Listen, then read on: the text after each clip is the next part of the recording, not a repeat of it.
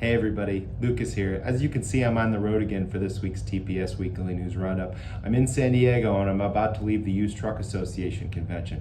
Really positive vibes from UTA this year. Obviously not the biggest convention they've ever had, not the best year that the used truck market has ever had, but there seems to be a lot of optimism from dealers and from the vendors here that 2026 is going to be a turnaround. Seems to be a belief that the industry has handled 2025 pretty well. The dealers are pretty confident that their business will be able to respond quickly when demand goes up, once freight goes up, and really a lot of positive vibes here in San Diego. So as I leave UTA, I leave UTA with some good vibes for the used truck market moving forward.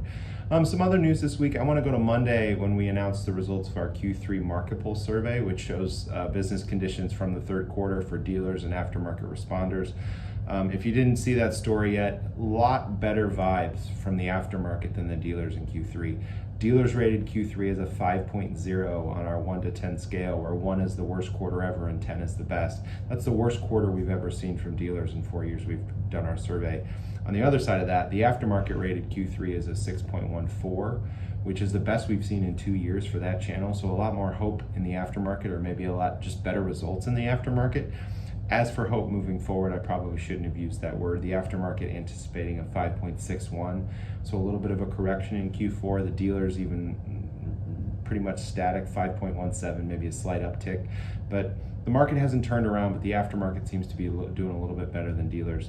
I also had a story on Wednesday called What I'm Hearing, which is just taking everything that I've learned over the last couple of months when I've been on all these trips and I've been talking to these dealers, to these vendors, to these OEMs, to the service shops and the distributors, the aftermarket businesses, just what people are saying about the space, where they're having success, where they're really struggling, where opportunities are. So that was kind of just my dump everything I've heard about the market into a piece so you could learn about that. Please check that out if you don't get the chance. And then one other thing I want to note this week, we had a lot of movement in the dealer space. We had 2 acquisitions announced this week, 3 other dealers opening new locations. So it seems like for whatever reason, November is going to be the month of activity in the dealer channel. So keep up with all those stories if you didn't do that yet.